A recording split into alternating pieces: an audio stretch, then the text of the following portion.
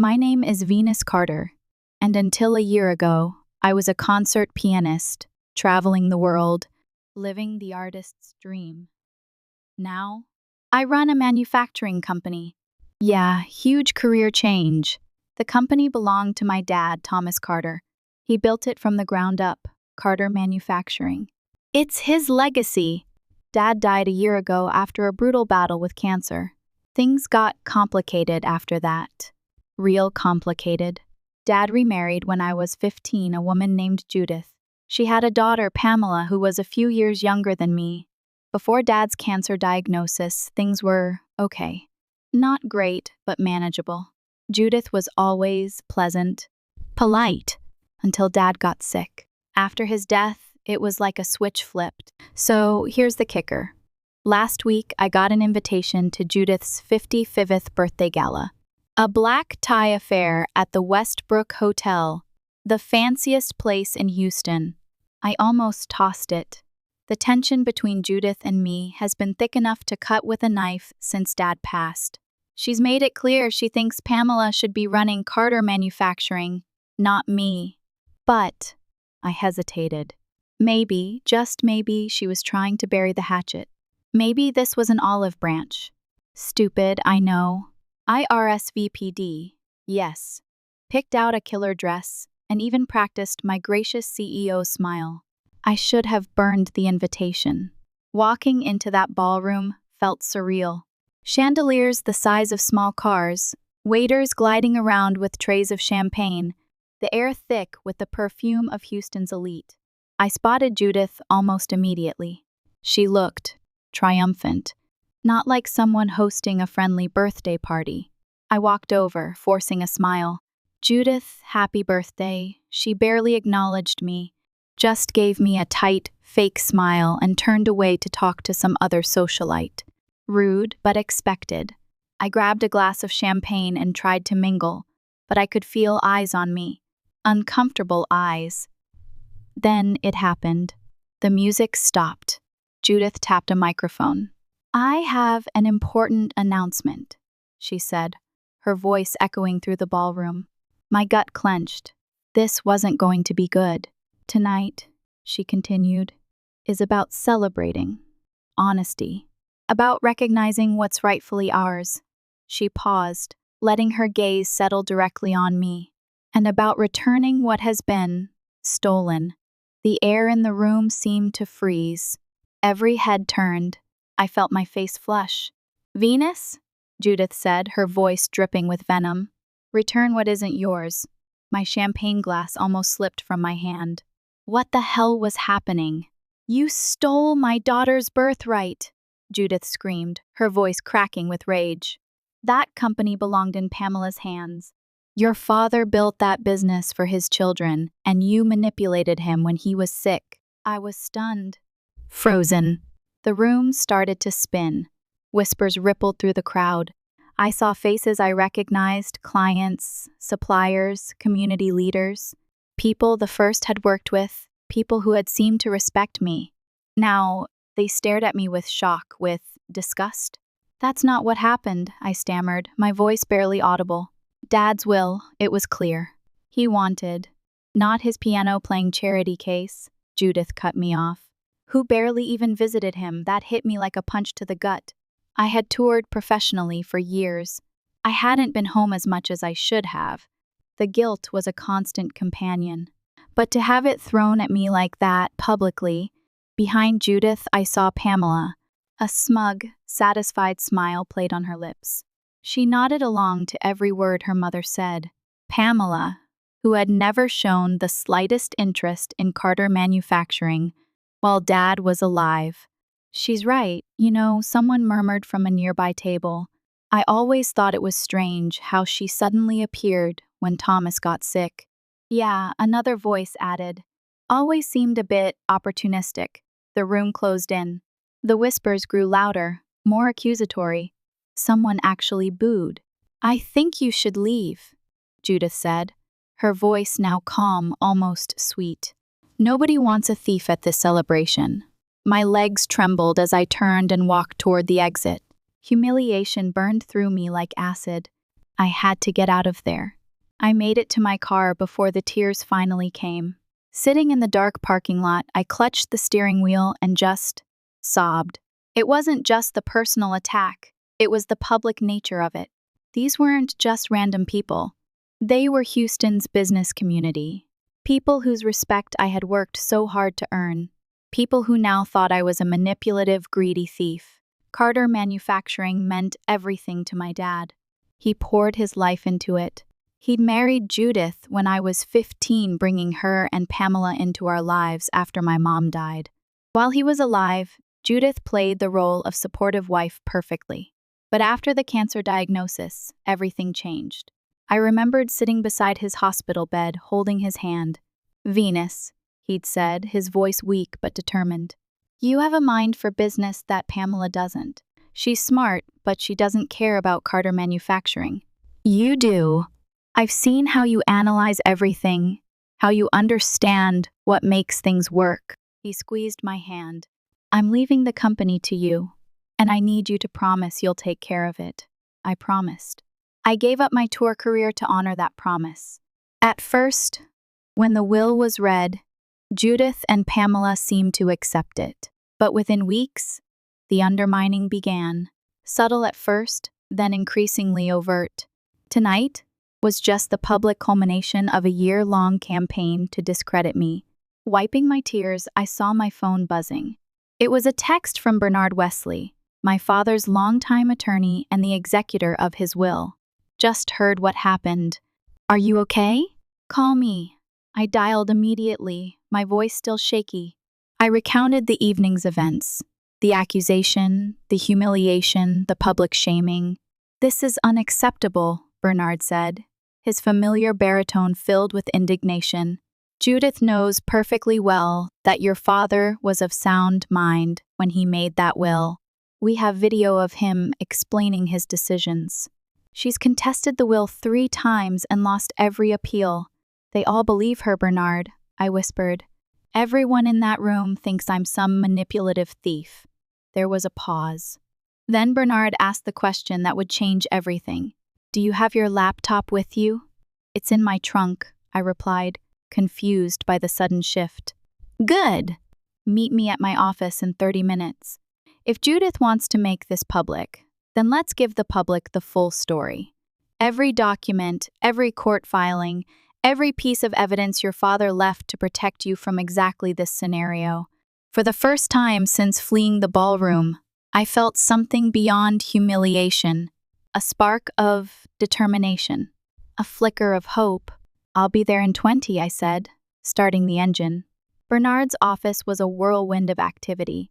Stacks of binders, files piled high, the air thick with the smell of paper and ink. "I've been organizing these since your father passed," he explained, gesturing to the meticulously labeled documents. Thomas knew Judith might try something like this. He was strategic that way, always thinking several moves ahead. As Bernard pulled files, I paced the office, my anger gradually replacing my earlier shame. "I don't understand why she'd do this publicly," I said. "She's already contested the will and lost. What does she hope to gain?" Bernard looked up, his gray eyes serious. "Control! Judith has always been about appearances and social standing. If she can't get the company legally, she'll try to make your position untenable by turning the business community against you." "She's succeeding," I muttered, remembering the hostile stares. "Not for long," Bernard replied, sorting documents into new piles. "Your father documented everything. The multiple times Pamela stated she had no interest in the business. The management courses he encouraged you to take remotely while you were touring. The weekend strategy sessions you two had whenever you were home." He handed me a USB drive. "This contains video testimony from your father, explaining his decision. He recorded it 3 months before he passed, specifically to prevent Judith from challenging his competency." I clutched the drive, remembering that day. Dad had been so weak, but his mind remained razor-sharp. While I'd known about the recording, I hadn't had the heart to watch it since his death. "There's more," Bernard continued. "Financial records showing how you've grown the company by 22% since taking over. Employee testimonials about how you prevented layoffs when the Anderson contract fell through. The board meeting minutes where you proposed giving Pamela a director position, which she declined because it involved too much boring paperwork. A plan began to form in my mind. Bernard, is that color printer of yours still lightning fast? He smiled, understanding dawning on his face. Indeed it is, and I have plenty of binders. For the next hour, we worked side by side, assembling irrefutable documentation that told the true story of Carter Manufacturing's succession. Bernard printed copies of court decisions, financial statements, and employee letters. I organized them into presentation binders, one for each table at the gala. As we worked, Bernard made calls to 3 of his associates, all respected attorneys, who agreed to meet us at the hotel. Their presence would lend additional credibility to our presentation. This isn't just about clearing your name tonight, Bernard said as we finished. This is about securing your position permanently. After this, Judith won't be able to undermine you again. I checked my watch. Just past 10 p.m. The gala would still be in full swing. You know, I said, loading the binders into Bernard's SUV. My father always told me that in business, you don't just defend yourself when attacked. You respond with such overwhelming evidence that your opponent regrets ever questioning you in the first place. Bernard smiled. He would be proud of you tonight. The drive back to the Westbrook Hotel was silent. My nervous energy filled the car as Bernard navigated through downtown Houston's Saturday night traffic. The binders sat in the back seat, each one containing what felt like my entire life, my father's wishes, my hard work, my legitimacy. Remember, Bernard said as we pulled up to the valet stand, you're not just Thomas Carter's daughter tonight. You're the CEO of Carter Manufacturing. We unloaded the SUV, Bernard's 3 colleagues joining us at the entrance. The 4 attorneys, in their impeccable suits, created a powerful visual, like a legal fortress surrounding me. The same doorman who had watched me flee in tears now stepped aside, his eyes wide. My heart hammered as we approached the ballroom doors. Inside, the gala appeared to be continuing as if nothing had happened. Crystal glasses clinked, expensive perfume hung in the air, and the string quartet played a familiar waltz. The moment I stepped through the doorway, however, a hush fell over the nearest tables. The silence spread like a wave as heads turned and conversations died. Judith stood near the cake display, champagne flute in hand, looking triumphant. When she spotted me, her smile vanished. Pamela, beside her, grabbed her mother's arm, whispering urgently. "Ladies and gentlemen," Bernard announced, his authoritative voice carrying across the room. "Please excuse the interruption. My name is Bernard Wesley, longtime counsel to Thomas Carter and executor of his estate. I believe there has been some misunderstanding about Carter Manufacturing that needs clarification." The quartet stopped playing, every eye in the room fixed on us. "Earlier this evening," Bernard continued, "serious accusations were made against Venus Carter, the rightful CEO of Carter Manufacturing." He paused for dramatic effect. "As officers of the court, my colleagues and I are here to present the legal and factual record." My legs trembled slightly as we moved forward. The attorneys began distributing binders to each table, while I walked directly to the small stage where the quartet sat. One of the musicians handed me the microphone. "2 hours ago," I began, my voice steadier than I expected, "I was accused of stealing my father's company. I was called a thief and a manipulator. I was booed and humiliated in front of all of you." I paused, scanning the room. Some guests looked down, unable to meet my gaze. Others appeared confused, opening the binders with furrowed brows. "My stepmother, Judith Carter, orchestrated that scene," I said, my voice rising in strength. "What she didn't tell you is that she has contested my father's will 3 times in court." I nodded to Bernard, who projected the court documents onto the large screen behind me. "She lost each time, because my father's wishes were explicit and legally binding." Judith started moving toward me, but two of Bernard's colleagues stepped smoothly into her path, effectively blocking her. "Before you hear from me," I continued, "I'd like you to hear from my father." Bernard connected the USB drive to the sound system. The screen flickered, and then my father appeared, gaunt but clear-eyed, sitting in his study at home. The room fell into complete silence as my father's image appeared on screen. Despite his illness, he sat straight in his leather chair, his once robust frame now thin, but his eyes still sharp with intelligence.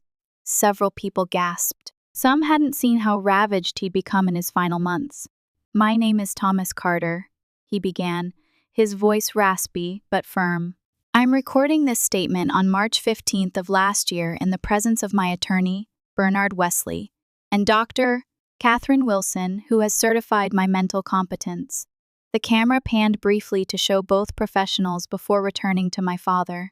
"I am the founder and CEO of Carter Manufacturing. After considerable thought and planning, I have decided to leave controlling interest in my company to my daughter, Venus Carter." Dad shifted slightly, wincing with discomfort before continuing. "I want to address why I've made this decision, as I anticipate it may conflict after I'm gone." His gaze seemed to look directly at Judith, even though he couldn't have known she would be watching this recording at her birthday gala a year later. "Venus has demonstrated both the acumen and passion needed to lead Carter Manufacturing. Despite her career as a pianist, she has spent countless hours learning the business, analyzing our operations, and understanding our industry. She has completed business courses at my suggestion and has shown remarkable aptitude for strategic planning." The video cut to clips of me at the factory with Dad, reviewing blueprints, meeting with clients, moments I hadn't even realized were being recorded. My stepdaughter, Pamela, has been offered various opportunities to involve herself in the company over the years, but has consistently declined. When directly asked, she has stated, and I quote, "I have no interest in spending my life making boring industrial parts." The video then showed Pamela at a family dinner, rolling her eyes and saying those exact words, followed by her declining a management training position during a recorded meeting in Dad's office.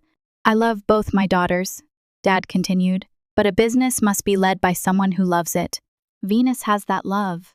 I am of sound mind and body in making this decision." Dr. Wilson appeared on screen, confirming Dad's mental competence, with her credentials displayed below her name. The video ended with my father looking directly at the camera. "I trust Venus to protect my legacy and the livelihoods of everyone at Carter Manufacturing." As the screen went dark, I looked around the room. Many guests were now paging through the binders, expressions of shock and dismay replacing their earlier judgment. "Since taking over," I said into the microphone, "Carter Manufacturing has increased revenue by 22%. We've expanded into 2 new markets, added 17 jobs, and avoided any layoffs despite losing the Anderson contract." I nodded toward Bernard, who displayed the financial charts on screen. "On page 12 of your binders, you'll find letters from our employees, many of whom have worked for my father for decades, expressing their support for my leadership." I took a deep breath before continuing. "Page 15 contains the formal job offer extended to Pamela 3 months ago, a director position with significant authority but less day-to-day operational responsibility. She declined via email, stating she had better things to do than waste time in a factory." I could see Pamela's face reddening as several guests turned to look at her. "The final section," I said, my voice growing stronger, "contains the court decisions rejecting Judith's challenges to my father's will. 3 different judges found no evidence of manipulation or undue influence. The medical reports confirmed Dad was fully competent when making his decision." I stepped forward, placing the microphone down for a moment as I looked directly at Judith, who stood frozen near the cake display. "You asked me to return what isn't mine," I said, loud enough for everyone to hear. "But as these documents prove beyond any doubt, Carter Manufacturing is exactly where my father wanted it to be, in my hands." I picked up the microphone again, turning back to address the entire room. "I understand many of you were misled tonight. You heard one side of a complicated story, and reacted based on incomplete information. I don't blame you for that. What I do ask is that you take the time to review the evidence in front of you before making further judgments. The atmosphere in the room had transformed. The hostility was gone, replaced by discomfort and embarrassment. Gregory Thompson, the CEO of our largest client, stood up from his table. "Venus, one owe you an apology," he said, his voice carrying across the room. "I should have known better than to accept such serious accusations without question." His public acknowledgement seemed to break a dam. Other guests began flipping more intently through the binders, murmuring among themselves. Someone at a back table started slowly applauding, and others gradually joined in. Judith finally broke through the attorney's blockade, storming toward me with Pamela trailing behind her. "How dare you?" she hissed, her voice low but venomous. "This is my birthday celebration, and you've turned it into a corporate presentation. This is exactly why Thomas should never have left you the company. You have no class, no sense of propriety." I smiled calmly, knowing every eye in the room was on us. "Interesting perspective. Judith, considering you used your own birthday party to publicly accuse me of theft and have me thrown out. You manipulated him when he was dying," Pamela interjected, her voice shaking with anger. "You were barely even around." Bernard stepped forward, tablet in hand. "Actually, the visitor logs from the hospital and hospice facility show that Venus visited your father 83 times during his final 6 months. Based on those same records, Pamela, you visited 12 times. Mrs. Carter, you visited 37 times."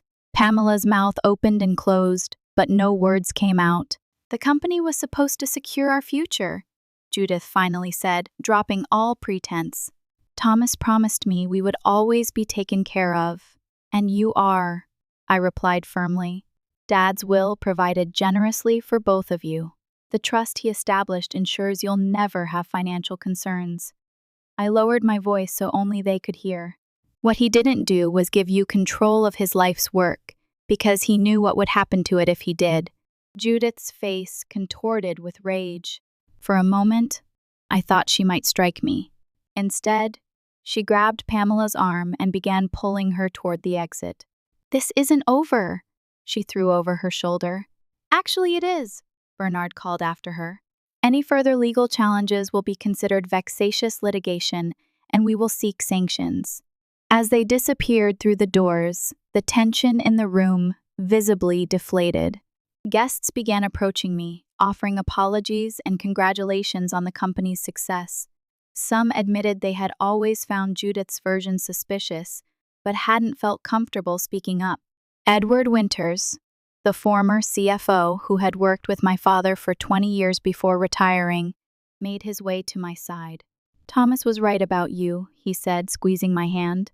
"You've got his backbone. He used to say you had your mother's talent, but his head for business."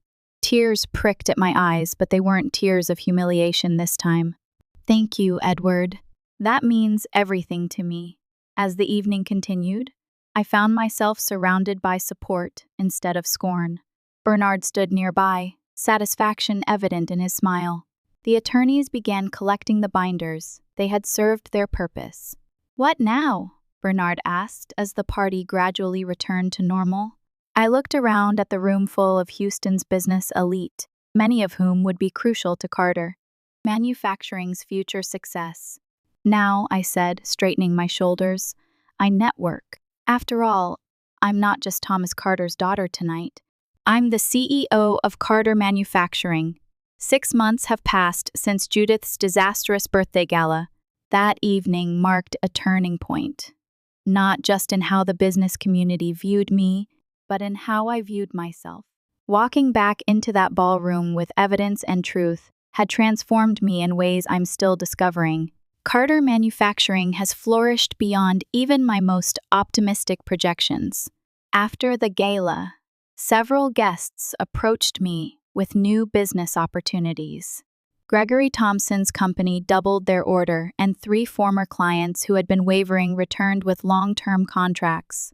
Our workforce has grown by 32 employees, and we've expanded to a second facility in Austin. The aftermath for Judith and Pamela wasn't what anyone expected. 2 weeks after the gala, Pamela showed up at my office unannounced. She sat across from me, nervously twisting her hands. "I need a job," she said bluntly. Mom's gone through most of her personal savings on those legal challenges, and my trust from Dad doesn't fully mature for another 3 years. I studied my stepsister's face, searching for deception, but finding only desperation. "Why come to me? Especially after everything that happened?" "Because," she admitted reluctantly, "you're the only one who's actually succeeding. Everyone else in Mom's social circle is just pretending." Against Bernard's advice, I offered Pamela an entry-level position in our marketing department. To my surprise, she accepted. And even more surprisingly, she's shown genuine aptitude for the work. We're not friends, and perhaps we never will be, but there's a growing professional respect between us. Judith, on the other hand, left Houston shortly after the gala. She moved to Phoenix, where she's reportedly pursuing a new wealthy widower. Our paths haven't crossed since, and I doubt they will anytime soon. My personal life has undergone equally significant transformations. For years, music had been my identity. The piano, my constant companion through childhood loneliness after Mom died, through the awkward blending of families when Dad married Judith, through the grueling schedule of conservatory and touring. When Dad got sick and I stepped away from performing, I thought I was just taking a temporary break. But running Carter Manufacturing has awakened something unexpected in me. The challenge of leadership, the satisfaction of creating jobs and solving problems, these things fulfill me in ways I never anticipated. I still play piano, usually late at night when the day's work is done, but my relationship with music has evolved into something more personal and less performative. Last month, I did something Dad would have loved. I established the Thomas Carter Foundation, dedicated to bringing music education to underprivileged schools across Texas. The foundation also provides business mentorship to young entrepreneurs, combining both sides of my life into something meaningful. At our launch event, I performed publicly for the first time since taking over the company, playing my father's favorite Chopin nocturne on a grand piano we brought into the factory. As I played among the machines my father had built, surrounded by the employees whose livelihoods he had secured and I now protected, I felt his presence more strongly than I had since his death. I realized that inheritance isn't just about assets and ownership. It's about carrying forward the best parts of those we've lost while adding our own unique contributions. The business community that once booed me now points to Carter Manufacturing as a model of innovation and ethical leadership. The company thrives, Pamela is finding her way, and I've discovered a new harmony between the artist I was and the businesswoman I've become. Dad was right all along. Some legacies aren't stolen. They're earned. So, Reddit, AIT, for exposing my stepmom's lies and fighting for what was rightfully mine. Be honest,